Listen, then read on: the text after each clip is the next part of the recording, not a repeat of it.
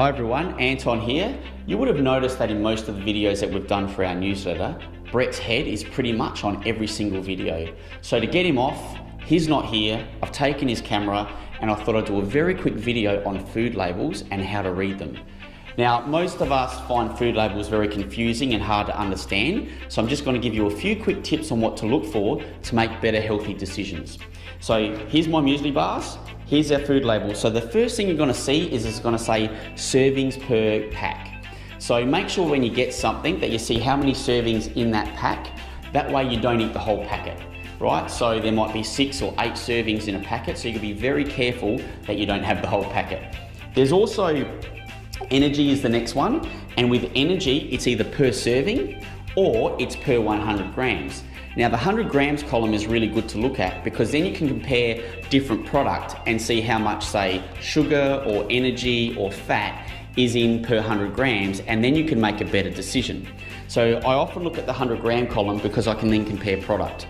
All right, so under energy, it's normally, if it's in Australia, in kilojoules. Now, if you're used to calories, just divide that number by 4 and that will tell you how many calories there are.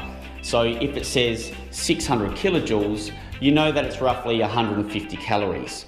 Now, when we're looking at foods, if you want a snack, you want that to be roughly 200 to 300 calories. If you're looking at a meal, somewhere between 400 to 600 calories.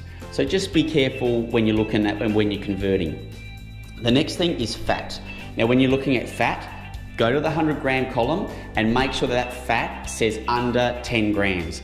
Under 10 grams is quite a good healthy choice. They also sometimes have saturated fat. If it says saturated fat, make sure that's under 3 grams. Under 3 grams is a very good choice. They have fiber. Fiber on there, a high fiber food will have somewhere between 3 to 6 grams of fiber per 100 grams. So if you want something that's high in fiber with your breads and that, make sure it's somewhere between 3 to 6 grams of fiber per 100 grams. The other very important one is sugar. Now with sugar, you go to the 100 gram column and you make sure that says under 15 grams. If it's under 15 grams, it's good. We would preferably like to be under 10, okay, but under 15 as a general term is quite good.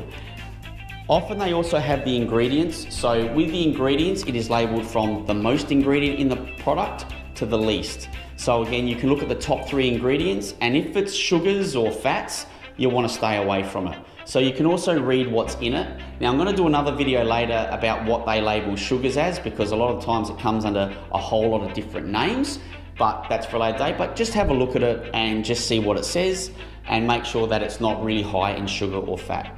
Well, I hope that's been helpful. I hope it's helped a little bit anyway. And if you have any further questions, please come up to us at any time and ask us any questions you may have. Thanks.